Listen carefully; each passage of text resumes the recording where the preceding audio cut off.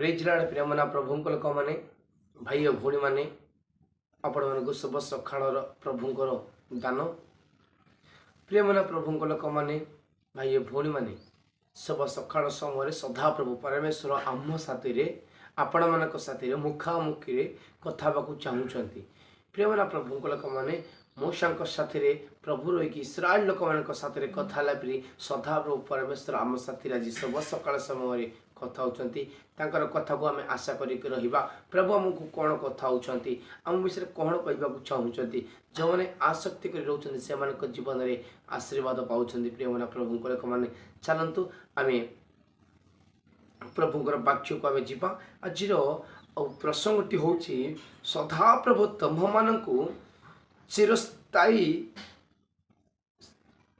प्रेम तुमको प्रेम करुँच हालेलुया प्रेमना प्रभु लोक प्रसंगटी हूँ सदा प्रभु तुम मान चिरस्थायी प्रेम तुमको प्रेम करुँच प्रेमना प्रभु लोक मैंने प्रेम है चारि गोटी प्रेम ये चारोटी प्रेम ता भीतर गोटे चिरस्थायी प्रेम ताने गोटे अच्छा प्रेमना प्रभु लोक मैंने बंधुता प्रेम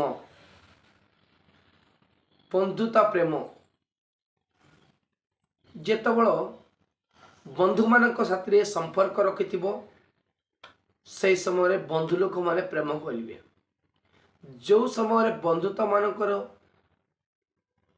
कथबार्ता हमारा बंद हो से समय बंधुता आ कथा ही पे नहीं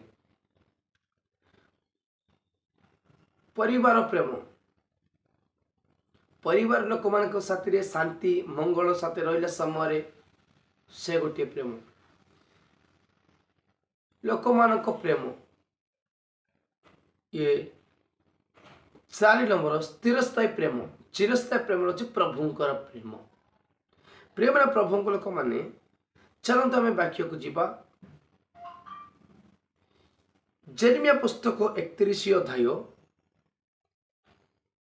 3 पदरे मु पढ़ुछि ध्यान दियंतु सदा प्रभु पुरातन काल मते दर्शन दे कहिले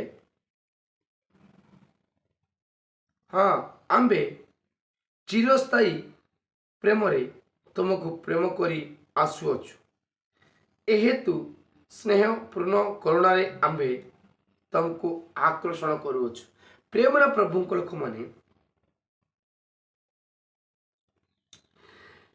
इस्राएल लोक मान प्रेम करिथिबा जोगु सदा प्रभु परमेश्वर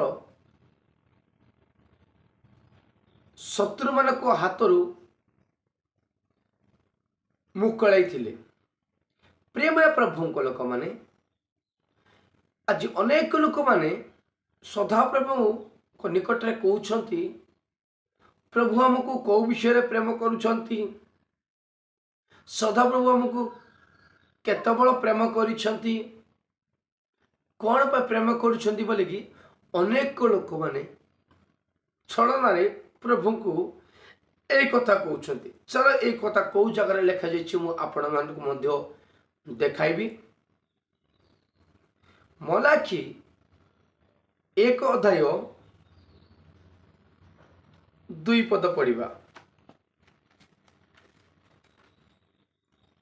मलाखी पुस्तक 1 अध्याय 2 पद पढ़ुची शुणु ध्यान दियंतु वाक्य पर सदा प्रभु कहती आमे तुम मान को प्रेम करुछु प्रेमना प्रभु लोक मैंने प्रभु कहते मु तुम मान को प्रेम करुछि मु तुम मान को आदर करुछि तुम मान को मु स्नेह करुछि प्रेमना प्रभु लोक मैंने सदा प्रभु यही कथा कहले समय आमे माने बा तुम्हें माने प्रभु को कौन कहूछ चलत पड़ुछि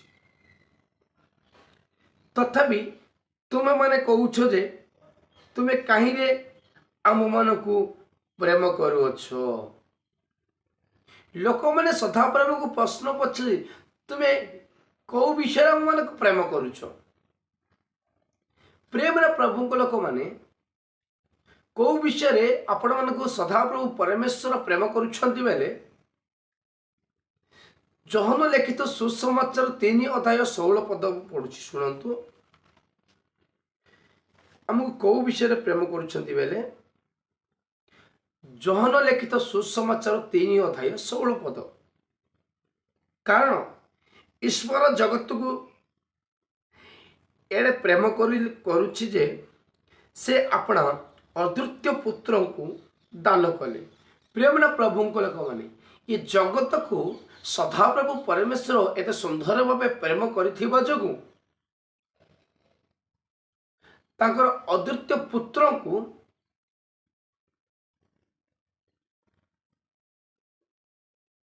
ଦାନ କରିଥିଲେ।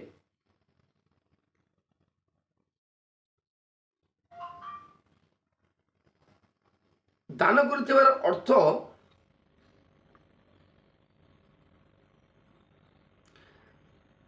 ଯେ ଦାନ କରିଥିବାର ଅର୍ଥ ଜଗତ ଲୋକମାନଙ୍କ ନିମନ୍ତା ପାଇଁ ପ୍ରଭୁ ସଦାପ୍ରଭୁ ପରମେଶ୍ୱର ଜଗତରେ ସୃଷ୍ଟି କରିଥିବା ଲୋକମାନଙ୍କୁ ଏତେ ପ୍ରେମ କରିବାର ଯେ ସଦାପ୍ରଭୁ ଅଦ୍ୱିତୀୟ ପୁତ୍ରକୁ ଆମମାନଙ୍କ ନିକଟ ବା ତୁମମାନଙ୍କ ନିକଟକୁ ପଠାଇ ଆମ ନିମନ୍ତେ ଆମେ କରିଥିବା ପ୍ରତି ପାପ ପାଇଁ ତାଙ୍କ ଅଦ୍ୱିତୀୟ ପୁତ୍ର ବହନ କରିଥିଲେ।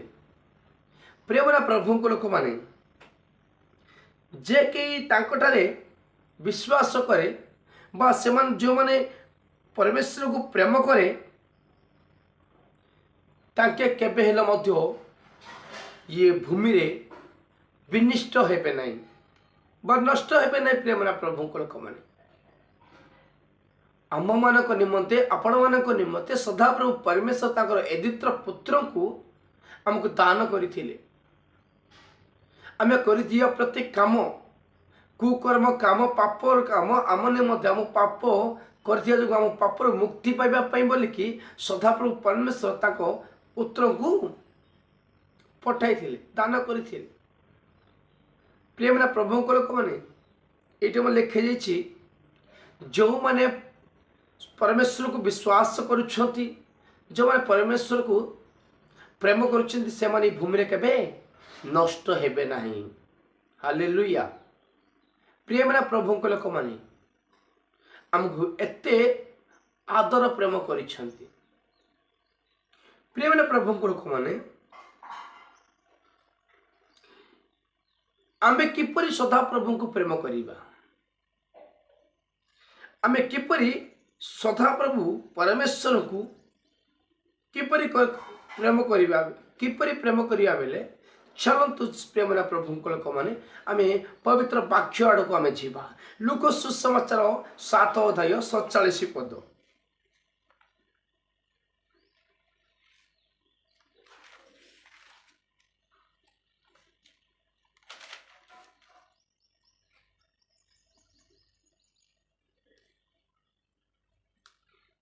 ରେ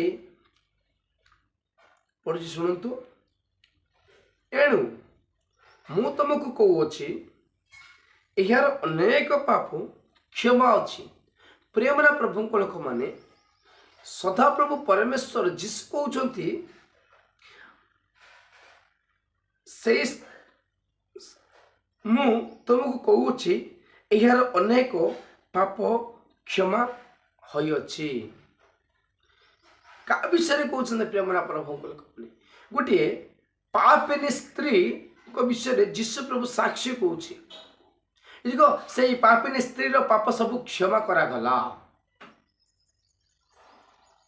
ପ୍ରେମନା ପ୍ରଭୁଙ୍କ ଲୋକମାନେ, ଗୋଟେ ପାପିନୀ ସ୍ତ୍ରୀ କିପରି ପ୍ରଭୁ କ୍ଷମା କଲେ ଚାଲନ୍ତୁ ଦେଖିବା। କାରଣ ସେ ବହୁତ ପ୍ରେମ କଲା। ପ୍ରଭୁଙ୍କ ନାମରେ ମହିମା ହଉ। ପାପିନୀ ସ୍ତ୍ରୀ ସଦାପ୍ରଭୁଙ୍କୁ ପ୍ରେମ କରୁଥିଲେ। ପ୍ରେମନା ପ୍ରଭୁଙ୍କ ଲୋକମାନେ, ପ୍ରେମର ମୁଁ ତମକୁ ଆଗରୁ କହୁଛି, ଇଏ ଶାରୀରିକ ପ୍ରେମ ବିଷୟରେ କହୁନି। ପ୍ରେମନା ପ୍ରଭୁଙ୍କ ଲୋକମାନେ, ଆତ୍ମିକ ପ୍ରେମ ବିଷୟରେ ମୁଁ ଆପଣମାନଙ୍କୁ ଜଣାଉଛି। ଇଏ ପାପିନୀ ସ୍ତ୍ରୀ ସଦାପ୍ରଭୁ ପରମେଶ୍ୱର ଯୀଶୁଙ୍କୁ ପ୍ରେମ କରୁଥିଲେ, ବିଶ୍ୱାସ କରୁଥିଲେ। এই ପ୍ରେମ କରୁଥିବା ଯୋଗୁଁ ବିଶ୍ୱାସ କରୁଥିବା ଯୋଗୁଁ ସେଇ ପାପିନୀ ସ୍ତ୍ରୀ ସଦାପ୍ରଭୁ ପରମେଶ୍ୱର ଯୀଶୁ ସେମାନଙ୍କୁ ପାପରୁ ମୁକ୍ତି କରିଥିଲେ, ପାପରୁ କ୍ଷମା କରିଥିଲେ। ପ୍ରିୟమైన ପ୍ରଭୁଙ୍କ ଲୋକମାନେ, ପାପ କ୍ଷମା କରିବାର ଏଇ ସଂସାରରେ କୋଉ ଲୋକମାନଙ୍କର କୋଉ ଦେବତାବତୀ ମାନଙ୍କର ଶକ୍ତି ନାହିଁ। ଜଣେ ବ୍ୟକ୍ତି ଆମମାନଙ୍କୁ ପାପରୁ ମୁକ୍ତି କରିପାରିବେ, କ୍ଷମା ଦେଇପାରିବେ, ସେଇ ହେଲେ ଯୀଶୁ ଖ୍ରୀଷ୍ଟ ପ୍ରଭୁ ଆମର ଅଟନ୍ତି। ଦେଖନ୍ତୁ, କିନ୍ତୁ ଯାହାକୁ ଅଳ୍ପ କ୍ଷମା ଦିଆଯାଏ ସେ ଅଳ୍ପ ପ୍ରେମ କରେ। ପ୍ରେମର ପ୍ରଭୁଙ୍କ ଲୋକମାନେ, ଯେଉଁମାନେ ଅଳ୍ପ ପ୍ରେମ କରନ୍ତି ସେମାନଙ୍କୁ ଅଳ୍ପ କ୍ଷମା କରାଯିବ। ଯେଉଁମାନେ ଅଧିକ ପ୍ରେମ କରନ୍ତି ସେମାନେ ଅଧିକ ପ୍ରେମ କ୍ଷମା କରାଗଲା। ପ୍ରେମର ପ୍ରଭୁଙ୍କ ଲୋକମାନେ, ଏଇ ଦେଖନ୍ତୁ, ଏ ପାପିନୀ ସ୍ତ୍ରୀ ଅଧିକ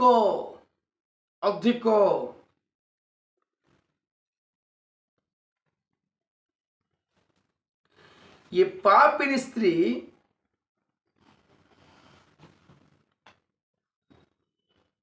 विस्तार मुगा अधिक अधिक प्रेम करुवा जोगु को पापरू क्षमा करथिले सदापर परमेश्वर। प्रेमना प्रभु को लोक माने, भाई भौणी माने, पापिनी स्त्री की सदाप्रभु परमेश्वर जीशु क्षमा करला परी प्रेमना प्रभु को लोक माने तुम मानकर पाप क्षमा करिए प्रभु कहते। जो व्यक्ति सब सकाल वाक्य शुणुंट, जो मैंने हृदय परिवर्तन करके पाप स्वीकार कर सदाप्रभु परमेश्वर को प्रेम करुँच, जो मैंने विश्वास कर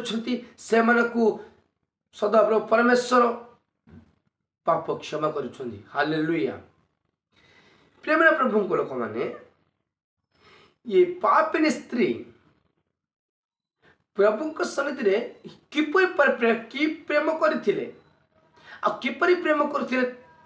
प्रभु सदाप्रभु परमेश्वर जीशु फिता है करिकी तांकर प्रति पाप क्षमा करथिले। से विषय आम देखा। चलतु प्रेम प्रभु को लोक माने, लूक सुसमाचार 7 अध्याय 38 पद पढ़ुछि, ध्यान दियंतु। पछआड़े ताहांको पाद पाखरे ठिया होई रधन करुथिले। प्रेमना प्रभु को लोक माने, ये पापिनी स्त्री सदा प्रभु को निकट में ठिया होई करिकी रधन करुछंती। रधन अर्थ होछि कांदुछंती। आ रधन करू करू अश्रु जल तांको पाद सिक्त होइथिला। प्रेमना प्रभु को लोक माने, ये अश्रु जल आखिर लुह रे सदाप्रभुंकर ये पाद धोईथिले। प्रेमना प्रभु को लोक माने ताके एते विस्तार प्रेम करथिले जे, एते अधिक प्रेम करथिले जे, से पाप स्वीकार अनुताप करथिया जोगु प्रेमना प्रभु को लोक माने सदा प्रभु को निकट रे ताके क्रंदन करिकी ताकर आखि जल रे प्रभुकर पाद धोईथिले। तार अर्थ हो प्रेमना प्रभु को लोक माने, तुम मान जीवन में अनेक पाप करिछ।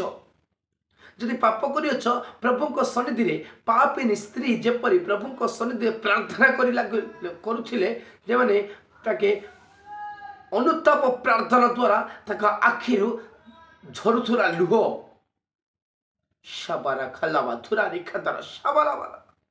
प्रेमना प्रभु को लोक माने, आपण माने मध्य प्रभु को सन्निधि रे प्रार्थना करके तुमे क्रंदन करी करी प्रभु को सन्निधि रे तुमे अश्रु जल रे प्रभुंकर पाद जदि धोई पारिबो, मो प्रभु सुनिश्चित निश्चय तुम पाप क्षमा करेली प्रभु कहते। हालेलुया। सेतिको ने प्रेमना प्रभु को लोक माने, चलंतु ये पापिनी स्त्री आउ कोन करिछंती। ମସ୍ତକର କେଶରେ ତାହା ପଛିବାକୁ ଲାଗିଲେ। ପ୍ରିୟମାନେ ପ୍ରଭୁଙ୍କ ଲୋକମାନେ, କେଶରେ ମୁଣ୍ଡର କେଶର ପ୍ରଭୁଙ୍କର ସେଇ ଅଶ୍ରୁରେ ଭିଜାଇଥିବା ପାଦ ମୁଣ୍ଡର କେଶ ଦ୍ୱାରା ପ୍ରଭୁଙ୍କର ପାଦ ପୋଛିଥିଲେ। ପ୍ରିୟମାନେ ପ୍ରଭୁଙ୍କ ଲୋକମାନେ, ଭାଇ ଓ ଭଉଣୀମାନେ, ପ୍ରଭୁଙ୍କ ସନ୍ନିଧିରେ ଦୟచేసి ଅନେକ ଲୋକମାନଙ୍କ ପାପରେ ଜୀବନରେ ବହୁତ ଲୋକ ଅଛନ୍ତି। ସେଇ ଲୋକମାନଙ୍କ ପାପ ଜୀବନକୁ ତୁମେ ଛାଡ଼ି କରିକି ପ୍ରଭୁଙ୍କୁ ପ୍ରେମ କରିପାରିବ। ପ୍ରିୟମାନେ ପ୍ରଭୁଙ୍କ ଲୋକମାନେ, ମୋ ପ୍ରଭୁ ପ୍ରେମ କରିବାର ପିତା ପରମେଶ୍ୱର ଅଟନ୍ତି। ଦୟାଳୁର ପିତା ପରମେଶ୍ୱର ଅଟନ୍ତି। ମଙ୍ଗଳମୟର ପିତା ପରମେଶ୍ୱର ଅଟନ୍ତି। ତୁମେ ଯଦି ପ୍ରଭୁଙ୍କ ସନ୍ନିଧିରେ ପ୍ରାର୍ଥନା କରିପାରିବ, ମୋ ପ୍ରଭୁ ତୁମକୁ ପାପ କ୍ଷମା କରିପାରିବେ କି?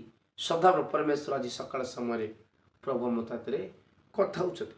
ମୁଁ ଲାଷ୍ଟ କରିବାକୁ ଯାଉଛନ୍ତି, ଲାଷ୍ଟ କରୁଛି, ସମାପ୍ତ କରୁଛି, ଧ୍ୟାନ ଦେଇକି ଶୁଣନ୍ତୁ। ଆଉ କ'ଣ କରୁଛନ୍ତି? ତାଙ୍କ ପାଦକୁ, ସଦାପ୍ରଭୁ ଯୀଶୁଙ୍କ ପାଦକୁ ଚୁମ୍ବନ କରୁଛନ୍ତି।